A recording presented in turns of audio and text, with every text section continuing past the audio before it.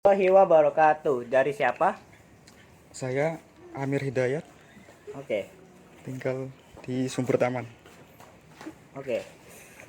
Mas, sejak kapan keluarga Mas peternak?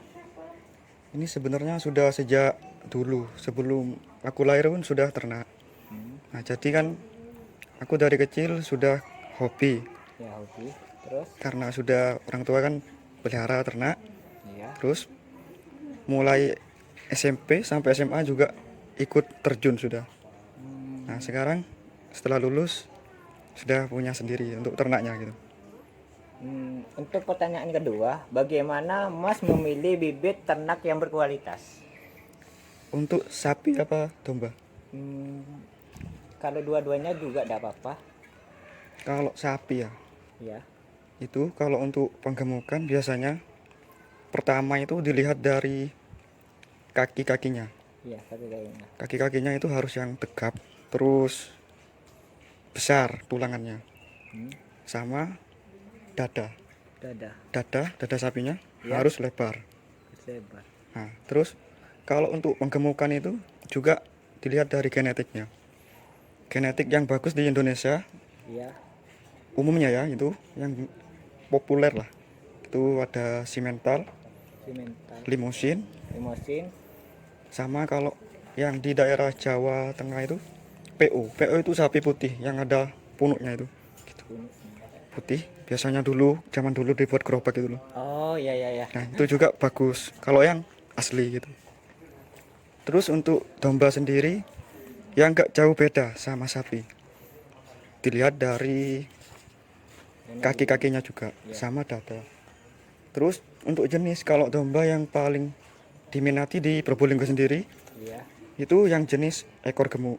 Ekor gemuk itu Ada. seperti apa itu? Ada domba yang ya domba terus ekornya itu besar gitu mas, Oh, iya, yang iya, besar itu tahu kan. iya, iya, Nah tahu, itu tahu. kalau di daerah sini itu yang paling diminati gitu. Oke, apa saja jenis bahan pakan yang diberikan dan berapa kali dalam seminggu itu? Kalau jenis pakan di sini ada yang utama pokok itu harus hijauan, Kehidupan, ya. terus pakan Liput-liput itu ya.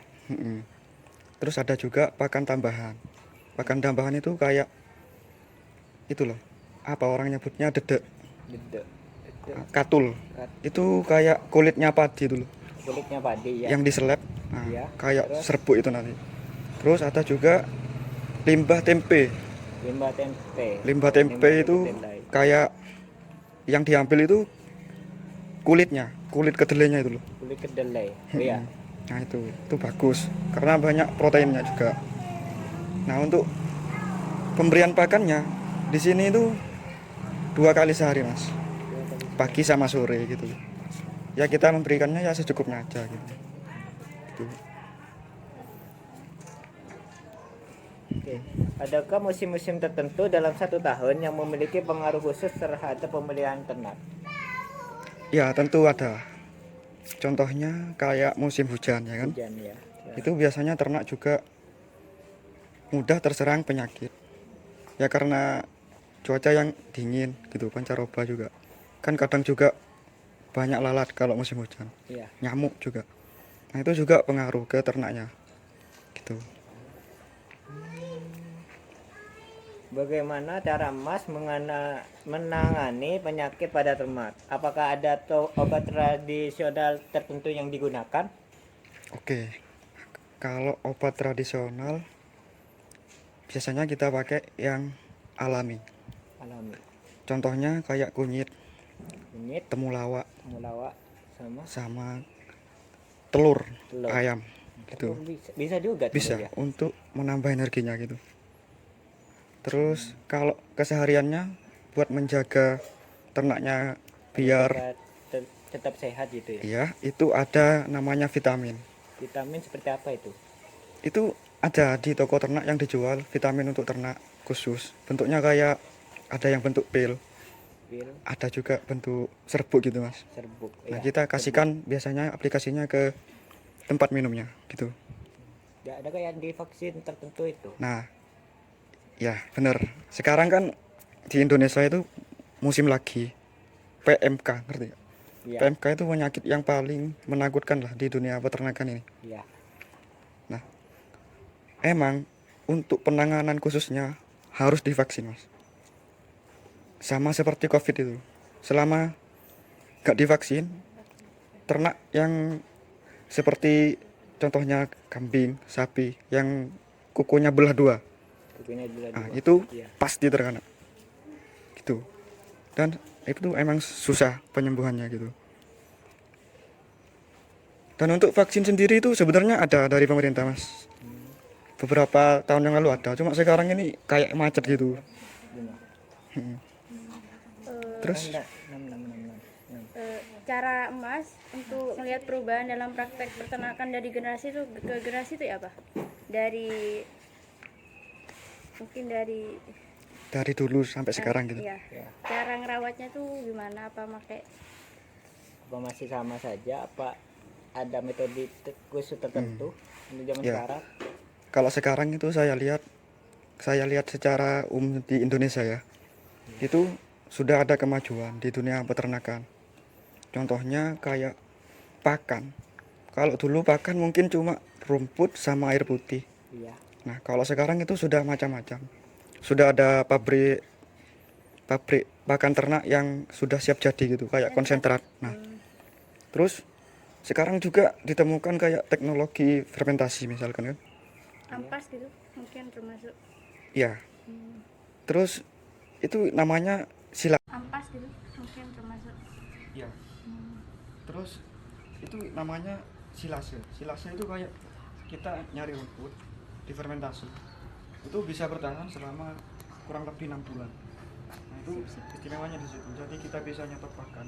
Kayak pas musim hujan, nggak sempat cari pakan, bisa ambil dari sana. Kalau dulu kan setiap hari. apa tantangan yang Mas hadapin dalam mempertahankan kearifan lokal dalam peternakan? Kearifan lokal. Nah, di sini kalau menurut saya dari limbahnya, kotorannya. Nah, kalau di tempat saya ini kan kotorannya ada yang kumpulin gitu, kayak pengepul. Nah, jadi setiap berapa minggu sekali ada yang jemput kotorannya. Itu diolah untuk menjadi pupuk. Kan sekarang kan lagi musim penyakit ya Mas ya, kayak PMK sama itu yang apa kayak yang bunder-bunder apa sih namanya? Itu namanya LSD. Yang mencegahnya, Mas. Itu cara mencegahnya tuh gimana? Itu kan penyakit yang disebabkan oleh virus. Sebenarnya itu sendiri tidak ada obatnya. Obatnya sendiri itu ya apa ya? Kayak antibodi sapi itu sendiri. Jadi kita sebagai peternak berusaha untuk meningkatkan antibodi itu sendiri. Contohnya ya memberi vitamin, memberi asupan jamu-jamu alami gitu, kayak yang disebut tadi kunyit. Terus bisa juga gula coklat itu tuh. Gula merah. Nah, itu bisa biar antibodinya naik. Jadi sekalipun kena nanti cepat pulih lagi. Dan untuk ini memang perlu diadakan vaksin sebenarnya. Itu rutin ya Mas? Yang awal setahu saya tahun 2023 itu ya. Nah, 2024 ini menghilang. Itu kan dari pemerintah. Iya. Selama 2024 ini gak ada kegiatan vaksin, itu muncul lagi penyakitnya. Seperti sekarang ini kayak peternak gak berani beli sapi. Pasar sapi banyak yang tutup. Memang harus gitu supaya gak menyebar. Sama kayak COVID dulu kan, ada apa? Gak boleh lockdown gitu. Memang harus. Kan Mas kan sekarang kan lagi musim kayak PMK gitu. Apakah sebelumnya Mas tuh pernah, terus kalau pernah dapat kerugian berapa? Itu pernah ngalamin saya di tahun 2022. Awalnya Mas? Ya itu awal menyebarnya. Nah, di sini ada 2 sapi yang terkena, punya saya sendiri sama punya panik. Untungnya punya saya sendiri ini sembuh, yang satunya ini meninggal. Nah, itu sembuhnya ya karena ditelatenin gitu, dikasih jamu, disuntik antibiotik, terus makannya kan nggak bisa, ya ditulang.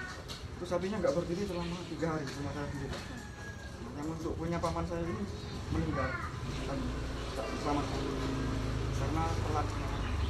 Terus sapinya kondisi baru menyusui, jadi masih lemah gitu. Kalau sapi yang betina tuh mungkin lebih mudah terserang nggak daripada yang lain? Apakah sama? Sama sebetulnya. Gini loh, yang bisa menyerang itu dari kondisi sapinya. Kalau kondisi sapi itu gemuk terus sehat, itu kemungkinan pulihnya besar. Cuma kalau sapi sudah kurus, kena PMK, sudah alamat, nggak bisa bangun lagi. Ya karena kan bangkitnya sembuhnya sapi itu dari dagingnya itu sendiri. Kalau sudah kurus mau ambil energi untuk sembuh kan nggak bisa. Apa tips buat anak muda yang sekarang lagi dia punya ternak kayak masnya mungkin, terus nanti mau jadi belante atau jagal atau apapun, apa mas tipsnya? Tipsnya? Untuk anak muda zaman sekarang kan sudah banyak di TikTok, Facebook, YouTube. Mereka tertarik ke dunia peternakan. Ya karena memang semakin kesini dunia peternakan di Indonesia itu kayak semakin diminati.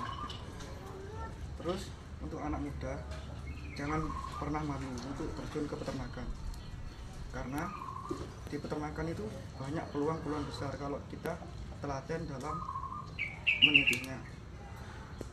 Dan di sana juga terdapat peluang bisnis yang bisa menguntungkan seperti yang disebut tadi kayak jual beli, terus bisa juga jagal gitu. Kan sekarang juga di Indonesia mayoritas banyak yang Islam. Iya. Kayak ada musimnya tertentu bakal pasaran ternak itu rame gitu. Kayak itu sama gitu. Nah itu peluang kita di sana.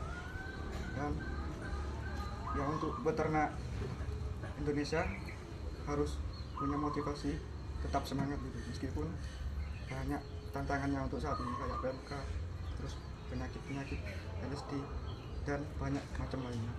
Nah, kita bisa berkaca kepada peternak-peternak yang sudah sukses, contohnya kayak Setia Farm di Bojonegoro itu, terus ada lagi kandang pedalaman yang di Jawa Tengah. Nah, kita bisa lihat bagaimana perjuangan mereka untuk kita tiru. Oke, makasih ya Mas telah menjadi narasumber kami. Sesi wawancaranya kita tutup dulu. Wassalamualaikum warahmatullahi wabarakatuh.